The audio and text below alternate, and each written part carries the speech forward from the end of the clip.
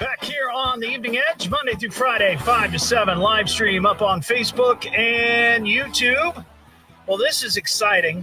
Whenever I can have artistic folks here on the show, I love doing it. You know, I'm a big fan of the Dayton art scene and performing arts. Used to be on the Dayton Ballet Bar. I was, yeah. We've got, this is great. So, first of all, hello, Brittany. I think we've talked and we've met before. Can you get closer to the microphone?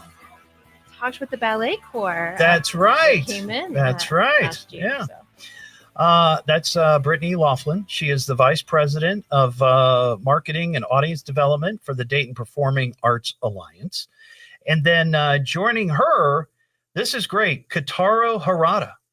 I'm the artsy guy. You are the artsy guy. Absolutely. Yeah, this is great. So I've been talking about this on the show tonight. Mm. You are the first maestro to ever appear on this show. Oh, really? You are the first. Let's give him a round of applause here. I want medals and certificate. You want? Oh, I can't hook you up with a medal. Okay, but I can get you a certificate. Yeah, I want it suitable like for framing and the time. And right. A signature. Yeah. So this is exciting. You are I wouldn't say brand new because you kind of took the helm in July. So you're a couple of months into it. Right. Yeah, I was the designate conductor, music and artistic director until basically July. But like this week it's my inaugural concert of the new season, the 25-26 season. So I would say brand new. Yeah. So Neil Gittleman, he retired after 30 years. Yeah. Yes. At the head of the Dayton Philharmonic. And we're celebrating his tenure in October. Oh, right. Nice. Right. Nice. So, Kay, you're now you're running things. Mm-hmm. Now, the thing that blew my mind, and I went through your bio and I went through the press release and all this, and I've heard of this before, but I don't know how on earth a conductor works with so many different orchestras throughout the country, throughout the world, all at the same time, because it's not like, like in radio, it's like you work for this station and then you no longer work at that station. You go work at you're not working for 10 other radio stations unless you're syndicated. You're still working with, I'm in Savannah. I I've worked with, just here, I'm with the ballet and the opera and the Philharmonic. Right. That's a full season. Then the Savannah Philharmonic in Georgia. I have the Tokyo Symphony, which does about 220 to 40 concerts a year. And then I have the Aichi Chamber Orchestra, which is in Nagoya. And then I conduct in, around the world, basically Asia, US, Europe. All the time. Every week. Every week I'm in a different city. Every week I'm in a different country. Wow. Yeah. That is remarkable. How do you physically do that? I hop on a plane. I sit the I understand the principles. The boat. I understand the principles of transportation, but how can you manage that? How do you manage that artistically, mentally, emotionally, all of that, and not just to mention the arduous travel? Yeah. So scheduling wise, like conductors, like I'm usually booked out about 5 years in advance. Wow. So like I know when I look at my calendar on my phone, I know every week from now until probably 5 years out. And then I have managers who book me. So like I have 8 managers that takes care of my calendar. They just 8 managers. Yes. Oh my gosh. So they do that. Yeah. But physically, for me it's a lot about routine. The most important part is that I study. Right. And prepare every week for different orchestras and different concerts. Programs are every week different. So I have a set routine where I study every day around 4 a.m. And then I usually get my studying done in the morning. And then traveling wise, like Monday is usually my travel day because concerts may go through Sunday or through Saturday. And Monday, usually I travel. Tuesday or Wednesday, I start rehearsal.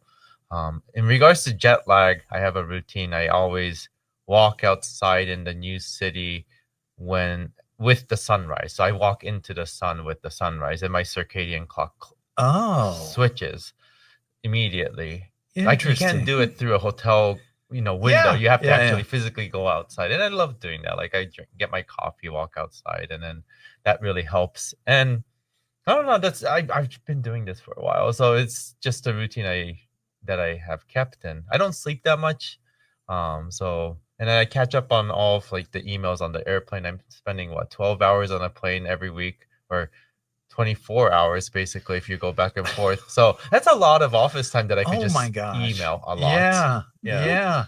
That is remarkable. Mm-hmm.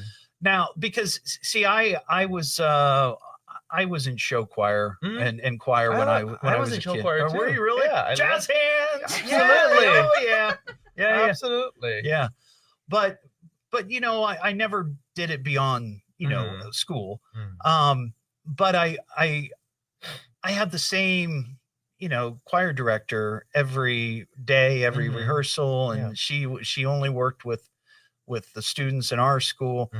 This idea, it just boggles my mind that you could be conducting and directing all these different orchestras throughout the world and not be there. So is it just that they of course these are world-class professionals.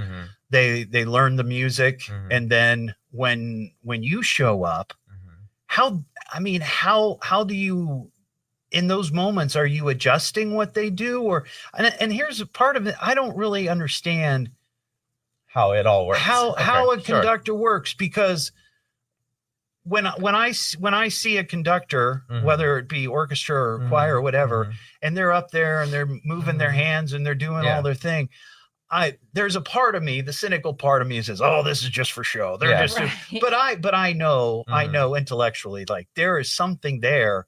I don't know. Can you articulate that at all? So an orchestra usually about 60 to 100 people in front of me, and then with the professional orchestra, we rehearse about one rehearsal is about 2.5 hours, so we do maybe 2 sessions or 4 sessions depending on the demand of the program. Sometimes it's just 1 session and then we perform, but you're with a group that is fluent with music. They're ready to go, right? So you have a program, like for example this week we have a program of 2 pieces. One is the Nielsen Symphony No. 4, and then the other one is the Rachmaninoff Piano Concerto No. 2. I have about 100 musicians in front of me that they all have an idea of how they want this piece to go.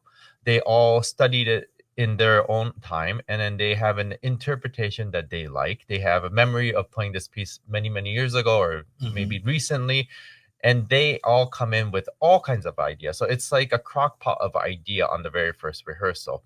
The very first rehearsal, in the first couple minutes, I soak in all of their ideas without speaking. I hear what they do. I try to understand from their bodily gesture, and then from what the sound and the music that they make. And then the goal is to, without speaking, come with one, for me at least, one common denominator, one really attractive goal that everyone can agree to. Maybe not everyone, 90% of the orchestra can agree to, that is so attractive that everyone hones into this particular interpretation. So I come with my interpretation, but I don't demand that my way is correct. I take in everyone's, I put mine in, we mishmash, and then see which one is so unique for that particular week only. And they can forget about it after Monday, or after Sunday. And I would say, I love sports. So a sports analogy would be like baseball. I'm in rehearsal, I'm the coach. I'm the coach or football, I'm the coach that creates the plays, like from point A to point B. Right. You're going to pass for this play, you're going to pass it to this guy and that guy, and then someone's going to run this way, and then we're going to do a touchdown. I'm the coach that really organizes all of the collective ideas during rehearsal. Then in performance, I have to be the player. So I have to be the quarterback. I have to be the runner. I have to be the guy looking at, I can't coach anymore. I have to be with them in that moment, at that moment, whoever needs me, I'm there for them, breathing with them, playing the music with them, because I don't make any sound. So I have to be with them and comfort them in a situation. So wow.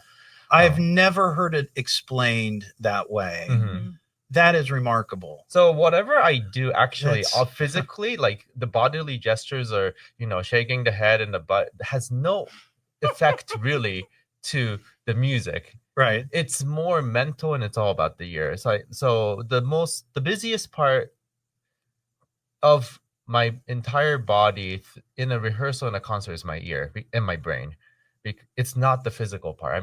I'm actually pretty relaxed physically, but my brain and my ear is listening to what had just happened, what's happening now, and what is about to happen. Those are the three things that are happening simultaneously right now. So in a rehearsal, let's just say, and we're rehearsing, someone makes a mistake. In that split second, I need to figure out if this was a human error, if there's a mistake in the part, if it was an instrument that the keys got stuck. I need to make that decision and then look at the person's eyes and see, okay, was that a casual mistake? Is there something wrong? And then I have to make that decision of whether to stop, or if the musician shows some kind of like, oh no, it was just an instrument or just then I don't waste time stopping and then just keep going.